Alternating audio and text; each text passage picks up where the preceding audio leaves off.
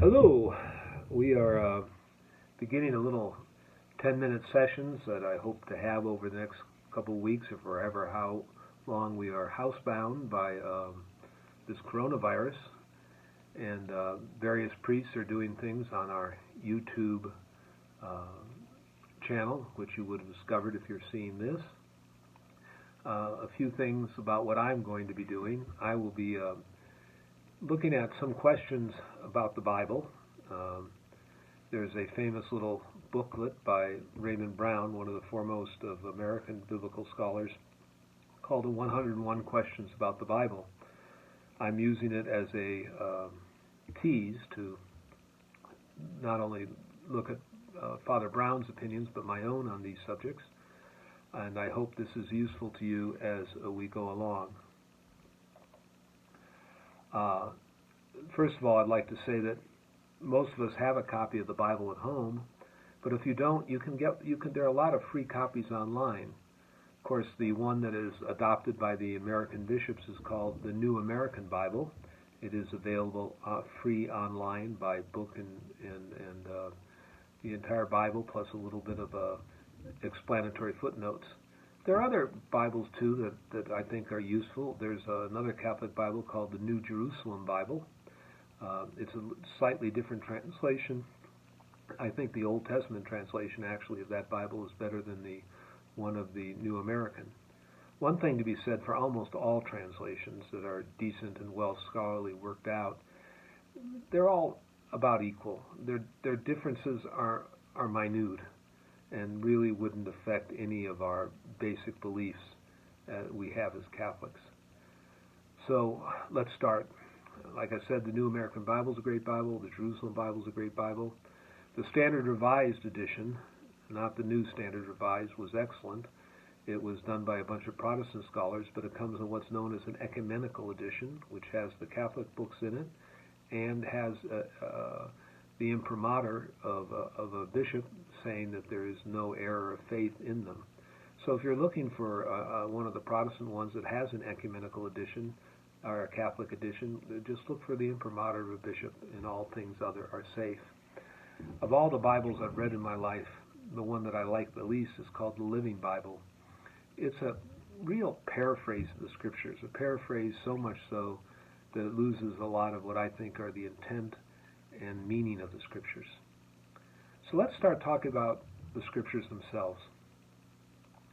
What were they? Well, they were written either in the Old Testament in Hebrew, some in Greek. In the New Testament, some of the original scriptures may have been in Aramaic, which was Jesus' tongue, but for the most part they were written in what's known as Koine Greek. And Koine Greek was sort of a very basic sort of business English that was used throughout the trading world.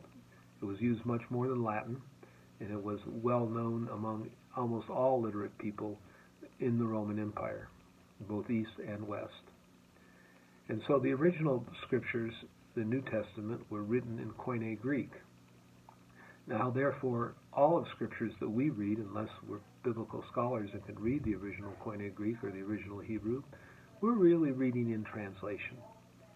And what do we mean by translation? Well, translations come in many different forms, but the two basic ones are almost a word-for-word interpretation or a dynamic interpretation. The problem with a word-for-word translation is that sometimes it's very hard to understand what's being said because of what's known as an idiom. That's otherwise expressions that don't mean anything to us but meant something to them back at that time.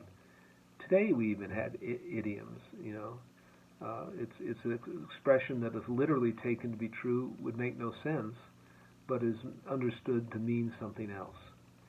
Dynamic translation suffers from its own weakness in that the dynamic translators don't use a word-for-word translation, but to try to get the meaning into the vernacular of the age. And sometimes that's dangerous because what people end up doing is getting their own ideas of what Jesus said or should have said as opposed to the word for word. The happy medium between the two is a translation that is true to the original, but at the same time uses words and expressions that are more understandable to us.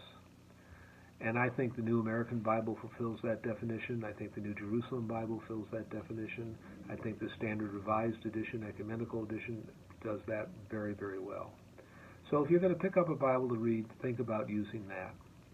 Then the second question becomes, how do we read the Bible? Well, I think we read the Bible by reading the whole Bible. It's easy. It's hard enough to understand the Bible in its separate parts, especially understanding Jesus, as you've heard me say many times, without understanding everything he has said. The example I always use of this is Ash Wednesday.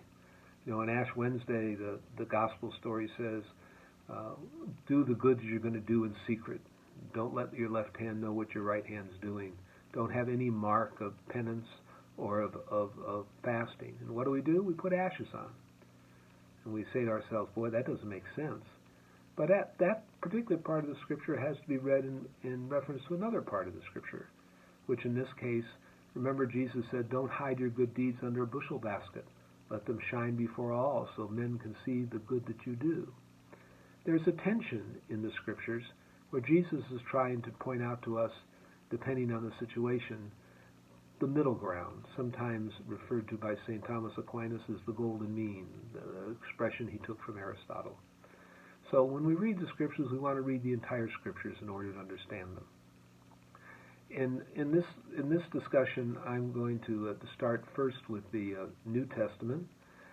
As you know, the New Testament has our four Gospels. It has the epistles. It has the Acts of the Apostles, and it has the Apocalypse. Mainly what we will be looking at are and the book of Revelation, of course. Well, mainly what we're going to be looking at is the Gospels and the letters, various epistles that were written.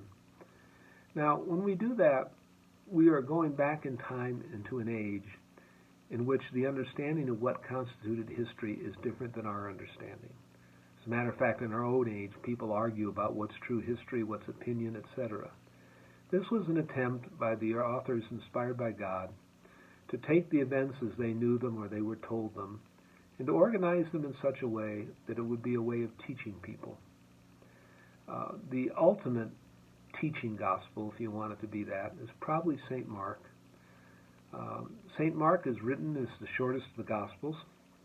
It was probably written as some type of catechetical device in the very ancient church.